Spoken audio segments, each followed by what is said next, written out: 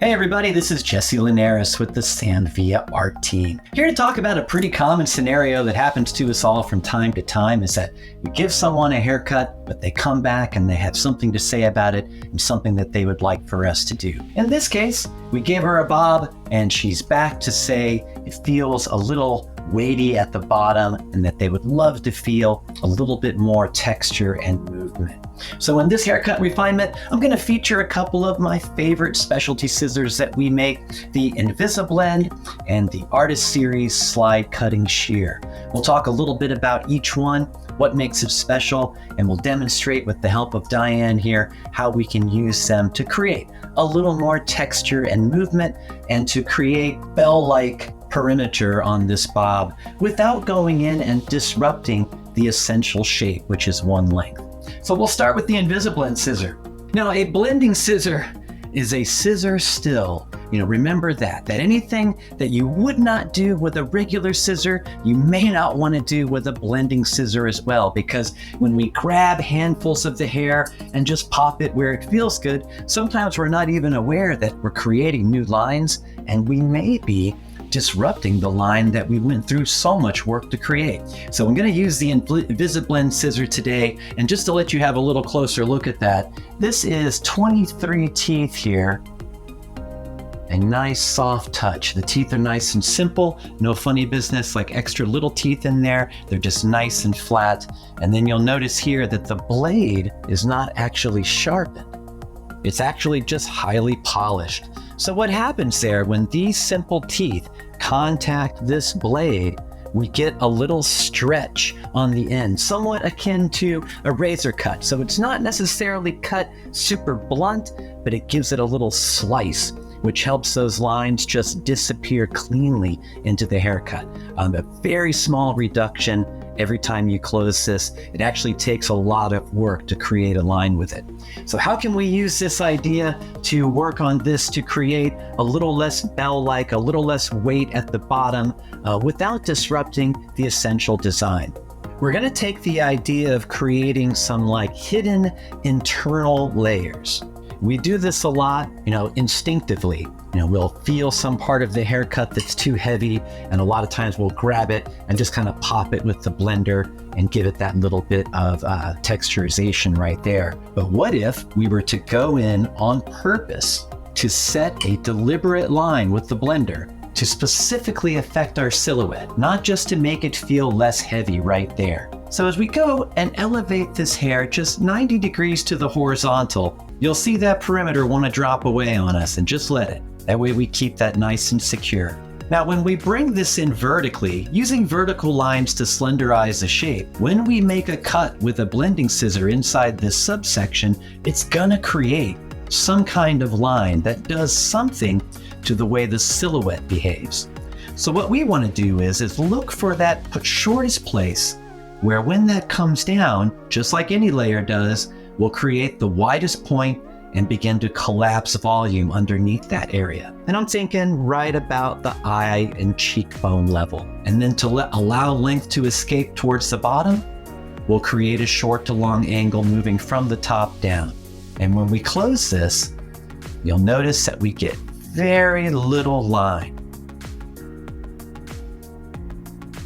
Not even detectable. A very small reduction. And what's also nice about this, because this blade is not sharp, that once this closes, inside the teeth, there are no exposed sharp cutting surfaces. So we are safe to set that right inside the hair. And when we close it, we know that we can pull it out nice and cleanly and not worry about causing any cuticle abrasion or any scratching on the hair from the sharp blade that might be exposed inside.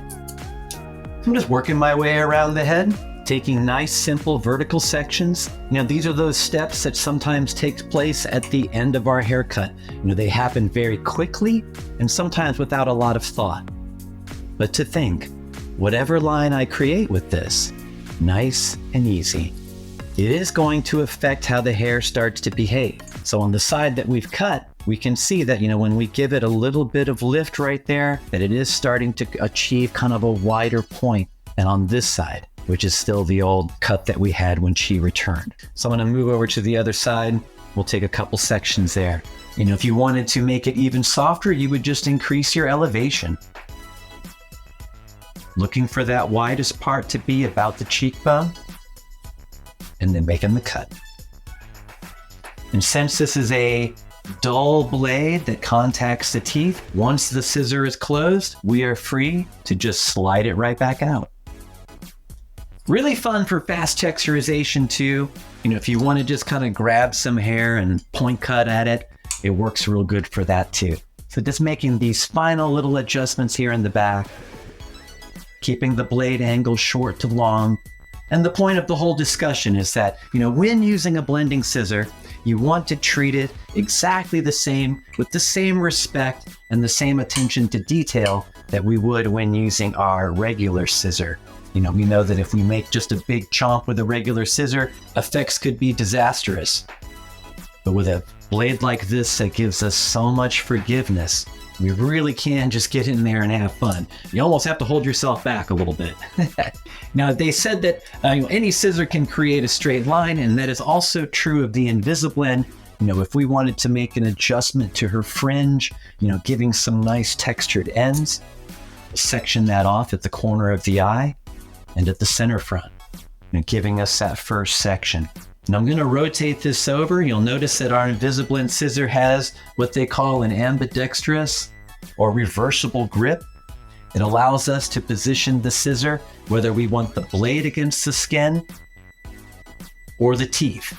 In this case, we want the blade because we want the teeth to be able to move into the blade while the blade stays parked against the skin, giving us the slightest amount of elevation.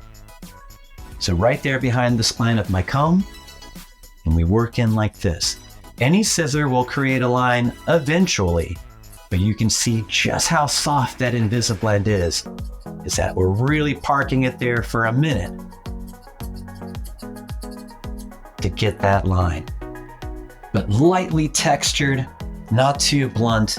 So when cutting bangs or cutting a fringe like this, it's very firm. Sometimes it can be fun to use a blending scissor, and the Invisiblend really shines for stuff like this because it is very, very hard to make a heavy line with this.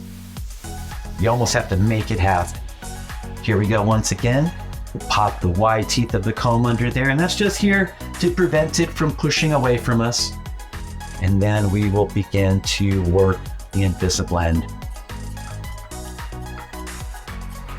with the blade against the skin and the teeth going in.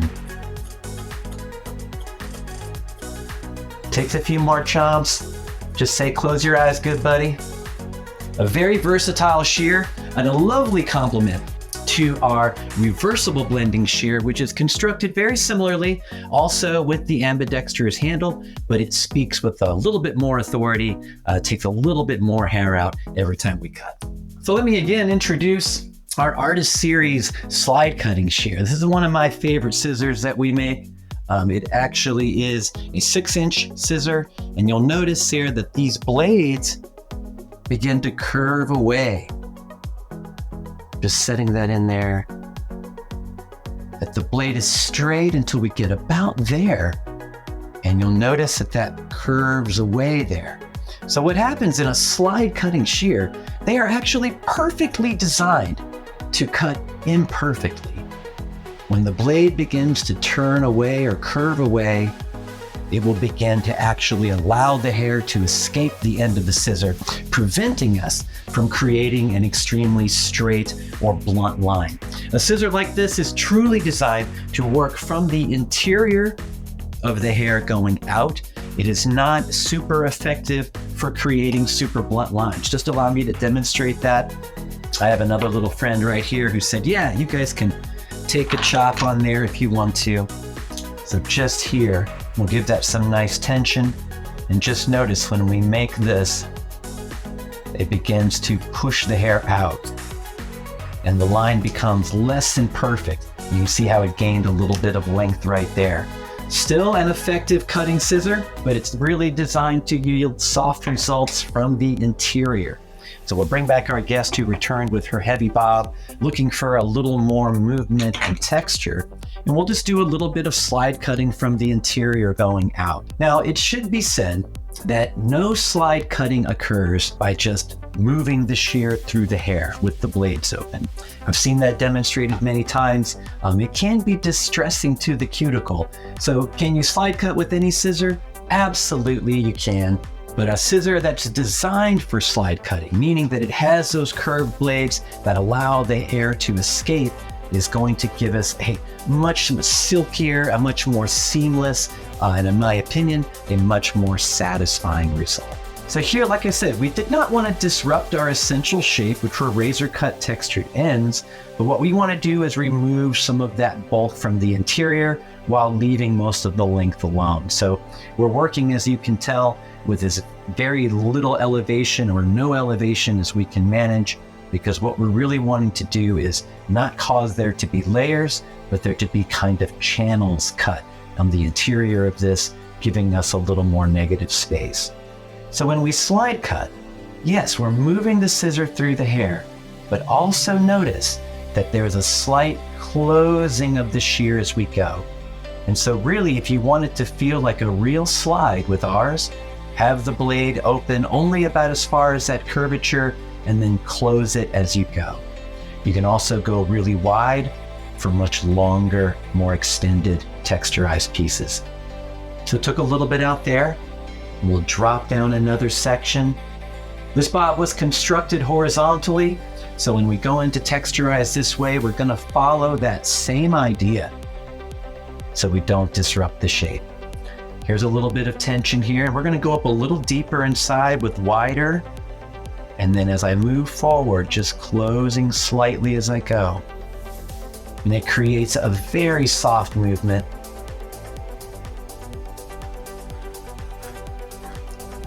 And then when it reaches the end of that curve, it begins to allow the hair to escape. Extremely fun to use. Can you slide cut with any scissor? Of course you can. It just takes a degree of control.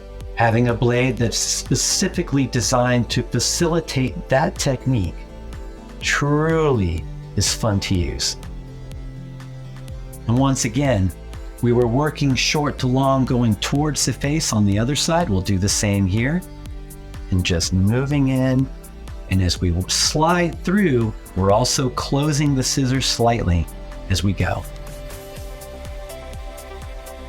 There's also a movement that they call chipping, I've heard. It probably has many names, but that's where we work with hair in an elevated position, and we'll be exploiting just the nose of the scissor or just the end. We'll look at that in just a second. Mannequin hair sounds a little chatty.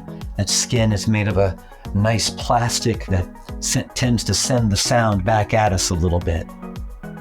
So just knocking some bulk out. And then maybe we'll knock just a little bit off her top layer and look at one more way to exploit this. So we constructed this bob horizontally. We're going to continue to texturize it horizontally as well. So taking a nice horizontal section here with good tension. Now we elevate this up and we want to chip our way through the ends here. And what I mean by that is that we're going to look for that place where that curvature truly takes effect, which is right about there. And we're going to stay within a range of motion about like that. So this will be the widest open and then closing each time we slide out. It creates a very quick and short movement, somewhat akin to point cutting, if you want to think of it that way. But instead of chopping from the ends, we are working through the interior. So we'll elevate this up just like that, and then give it a little fan. Just kind of roll your fingers together. And what that does is it spreads the hair out so you can really target the pieces that you'd love to take out. So one more time with tension, and then we'll fan this out. And now we're going to work with the scissor just opened up to that effective range. And then the motion looks like this. We slide through and snap it closed. And what it does is that snap kind of pushes whatever's left out of there and leaves the ends nice and smooth. You know, and as you get a little more practice, you can begin to work a little faster with it. But definitely work at a speed that's comfortable for you and allows you to be most accurate when you slide cut. So that's two of our favorites in our specialty scissor range, the Invisiblend shear and the Artist Series slide cutting shear. Please pick these up and use them. They're awesome, and they will definitely be a huge asset to you in your world of hair cutting. Thanks for joining us. This is Jesse Linares with the Sam via Art Team. Have a great day.